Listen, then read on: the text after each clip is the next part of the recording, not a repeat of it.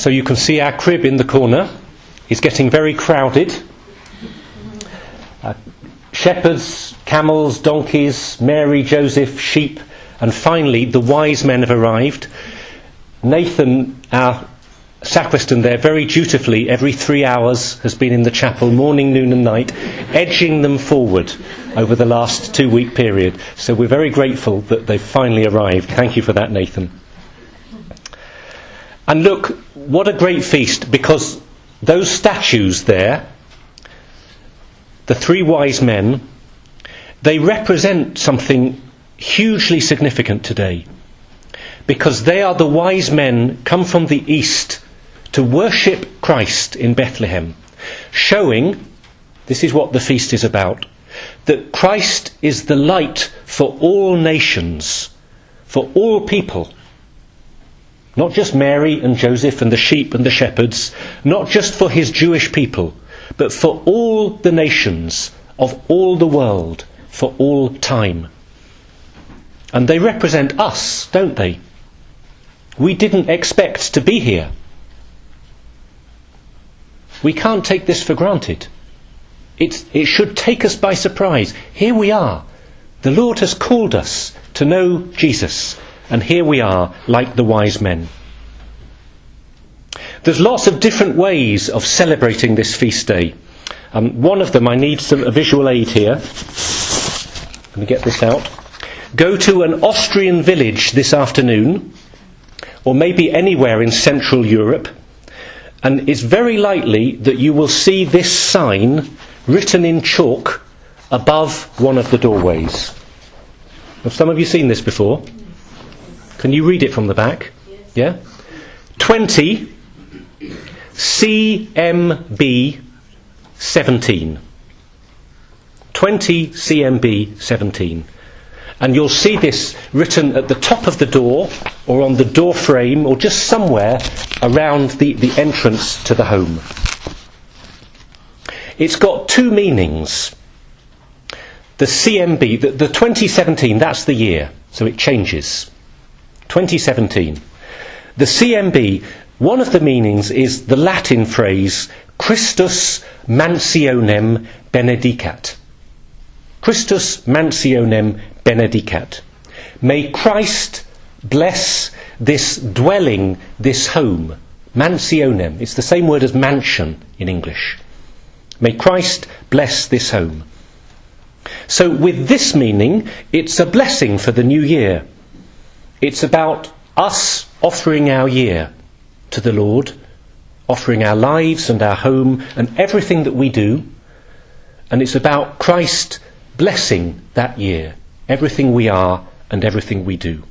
It's very simple and it's very beautiful. And I like the symbolism.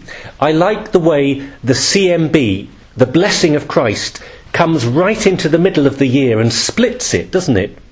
It's not 2017 CMB.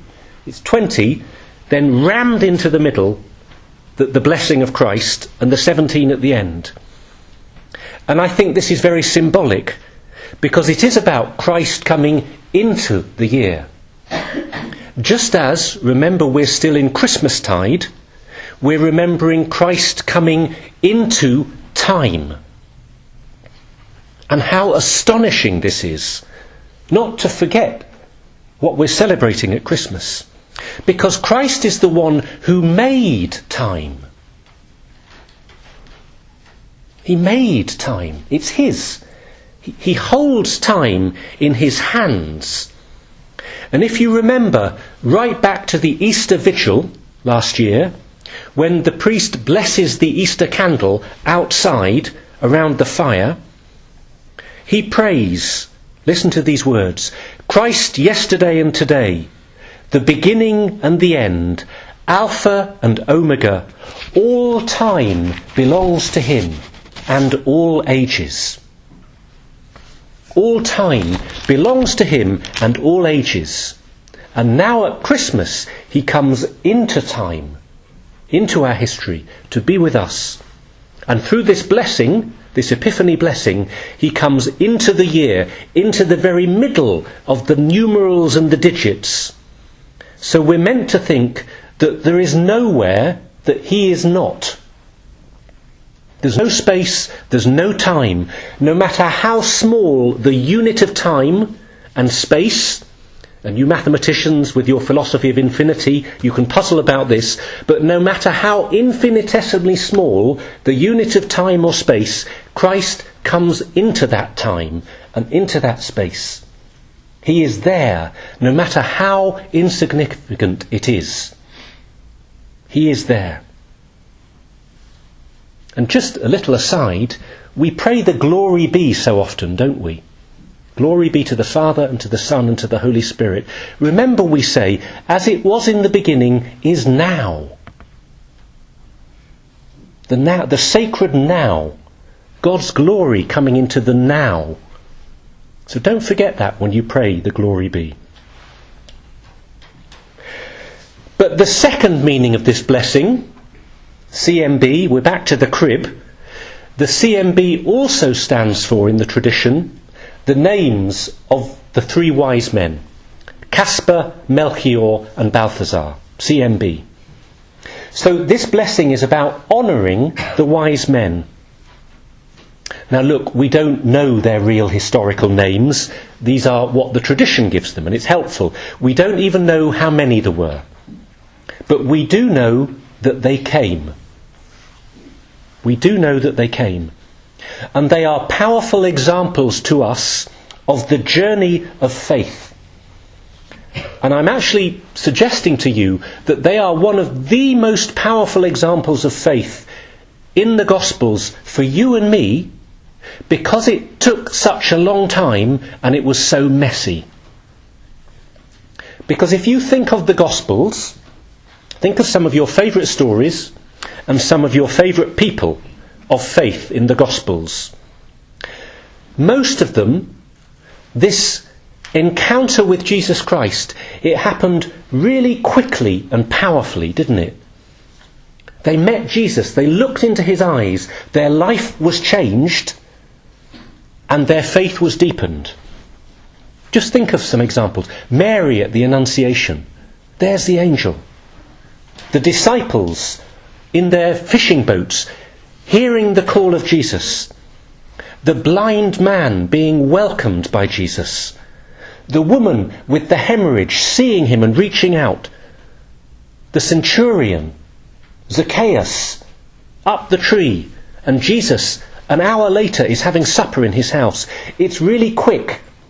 And you might fear it's a little bit too tidy and even easy.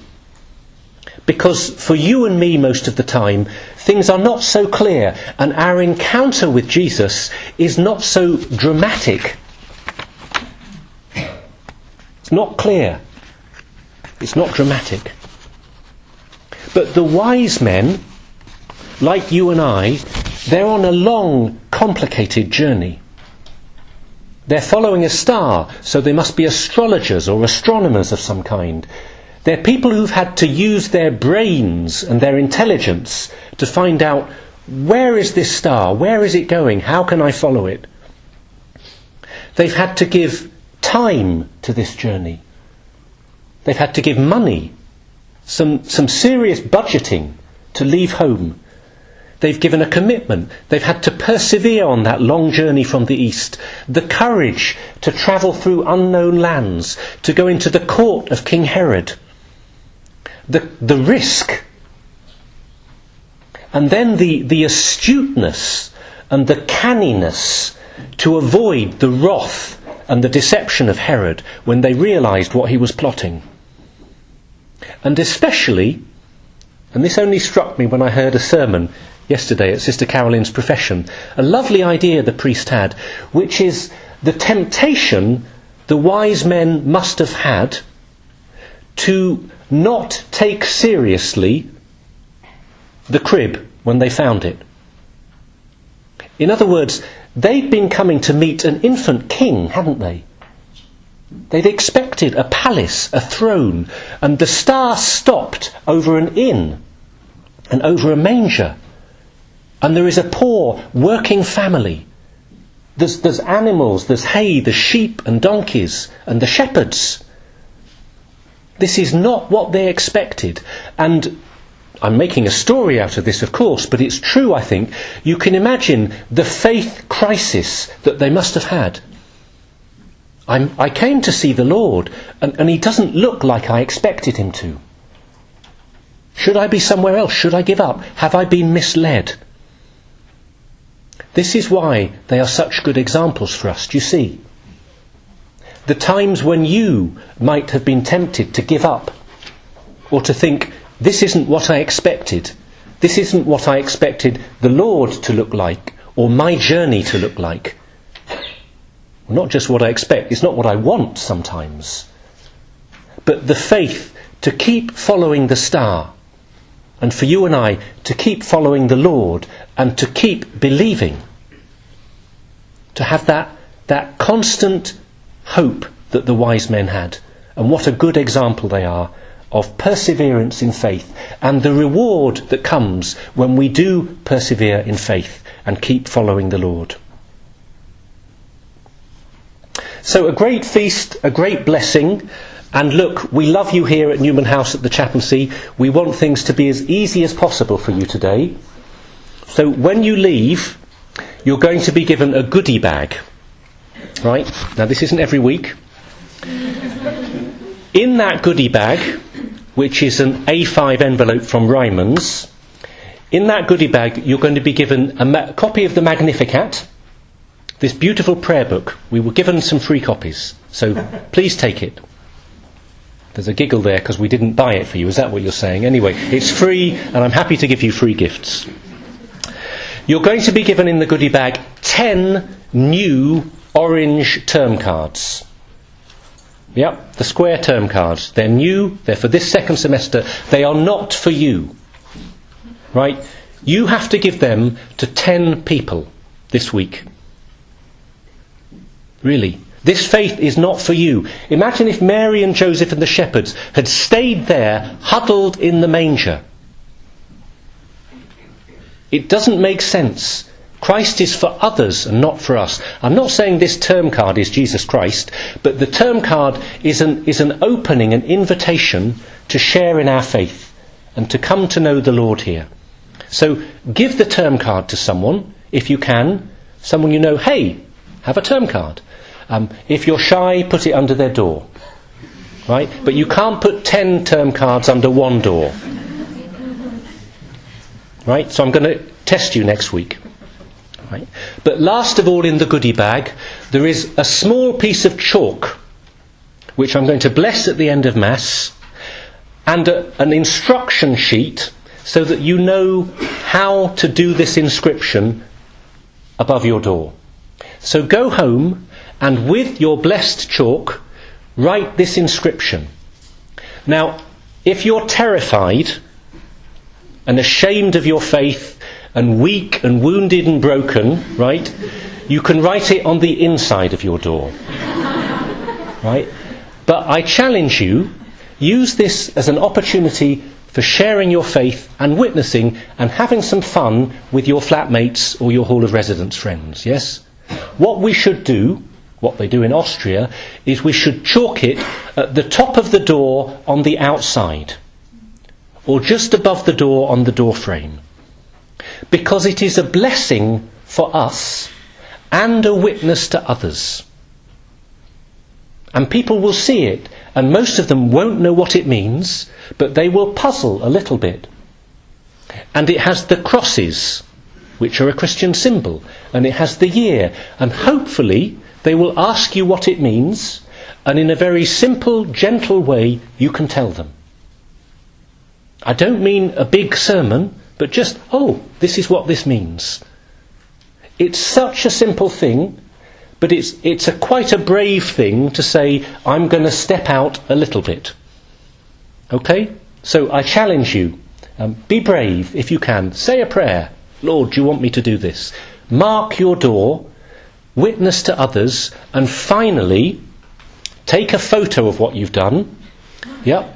And we have a post on the Newman House Facebook page, at Newman House London, where you can upload your photos, and we have 2 prizes, right? One is the prize for the most beautiful design, That's the Creativity Award.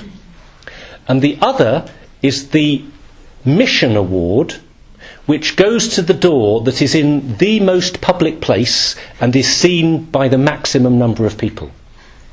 Right? So take a photo, upload it. I'm not joking. And in the next week or two, let's see some of the blessings that we have done, some of the blessings that God has given to you, and through you, let's see and pray that God is able to bless others on this great feast day as well.